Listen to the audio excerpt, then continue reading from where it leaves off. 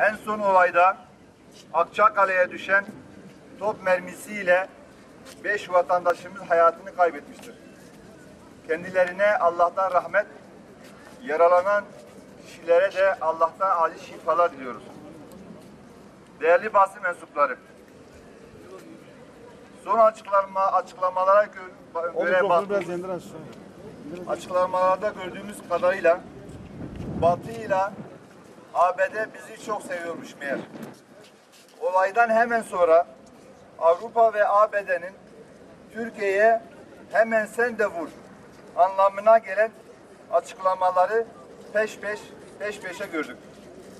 Özellikle ABD ile İsrail'in Orta Doğu'da Müslümanlara yaptığı zulümleri, Mavi Marmara'da şehit edilen 9 tane kardeşimize hiç ses çıkarmayan, destek vermeyen Batı, Kıbrıs Barış Harekatı'nda bize ambargoyu koyan ABD, Suriye meselesinde Türkiye'ye tam destek vermiş. Batı'nın ve ABD'nin yardımdan ziyade Türkiye'yi savaş bataklığına sokma, fitne ve savaş çıkartılığıdır. Bu çatışma büyürse Orta Doğu'da Müslüman ülkeler arasındaki kardeşlik ve işbirliği yerine savaş ve kin oluşturacaktır. Ciddi insan kayıplarına vesile olacak ve bu şekilde Büyük İsrail Devleti'nin gerçekleşmesine zemin hazırlanmış olacaktır. Değerli basın mensupları, Batı ve Amerika leş kargaları konumundadırlar. Ve bunlara sesleniyoruz. Hayırdır beyler? Neyin peşindesiniz? Sizin savaş çıksaydı da biraz daha silah sanayimizi geliştirseydik, biraz daha silahlarımızı satsaydık, düşüncelerinizi duyar gibiyiz. Ağzınızın salyası akıyor değil mi? Çünkü Arap Baharı'nda, Orta Doğu'daki çatışmalarda en çok ABD silah satmış bu bölgeye. ABD 2010 yılında toplam silah satışı 21,4 milyar dolar iken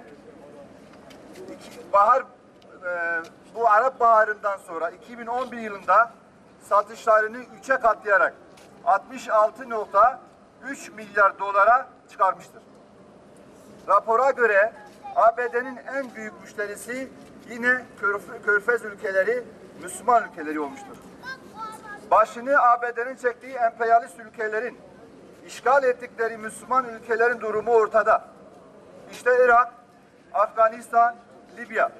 Sonuç yüz binlerce ölü, milyonlarca sakat, dul ve yetim.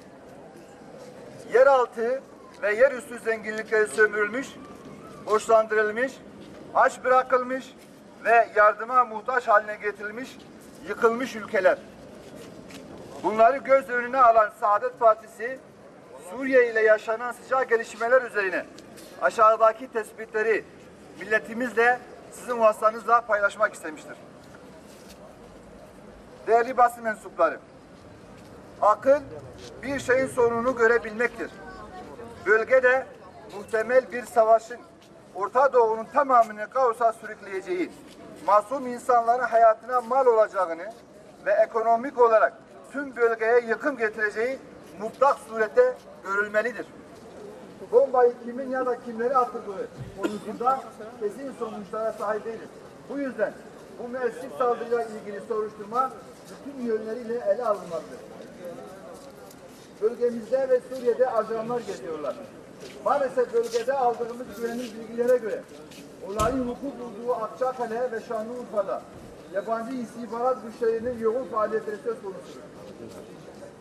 Büyük Orta Doğu Projesi'nin unutulmaması, bölgemiz ve İslam coğrafyası üzerinde Büyük Orta Doğu Projesi uzun zamandır yürürlüğe konulduğu bilinmektedir. Irak, Libya ve Afganistan'da yaşanan son gelişmeler bu proje kapsamında değerlendirilmelidir. Bu çerçevede bölgemizde yaşanacak yeni bir sıcak çatışma coğrafyamızı değil, Büyük Orta Doğu Projesi'nin planlayıcılarına hizmet edecektir. Suriye, İran Türkiye arasındaki ilişkilerin güçlenmesi en fazla İsrail ve ABD'yi rahatsız edecek. Bozulması ise yine en fazla bu iki ülkeyi sevindirecektir. Bu nedenle iki ülke arasındaki kriz savaşa dönüştürecek provokasyon ve tahriklere karşı dikkatli olunmalı, aklı selimle hareket edilmelidir. NATO müdahalesine karşıyız. NATO'da dahil olmak üzere Suriye'ye batılı bir müdahaleye şiddetle karşıyız. Bu krizi İslam ülkeleri kendi aralarında çözmelidirler. Batı eksenli askeri müdahalelerin acı sonuçları Irak, Afganistan, Libya örneklerinde olduğu gibi bu ülkelerde açıkça görülmektedir. Çözüm için D8'ler harekete geçirilmelidir. Hak ve adalete dayalı bir çözüm için D8'ler mutlaka harekete geçirilmelidir. D8, kuruluş amacı ve yapısı itibarıyla bu konuda en uygun çözüm platformu olarak değerlendirilmelidir. Saadet Partisi olarak bizler ara buluculuğa hazırız. Aynı çerçevede Mısır Cumhurbaşkanı Sayın Muhammed Mursi'nin gündeme getirdiği dörtlü çözüm önerisi mutlaka desteklenmeli ve çalışma takvimi hazırlanmalıdır. Biz Saadet Partisi olarak Milli Görüş'ün İslam ülkelerindeki 40 yıllık birikimi, tecrübe ve etkinliği harekete geçirmeye, İran, Suriye, Türkiye ve Mısır ekseninde ara buluculuk yapmaya hazırız. Hakka ve adalete dayanan yeni bir dünya temennisiyle hepinize saygılar sunuyorum.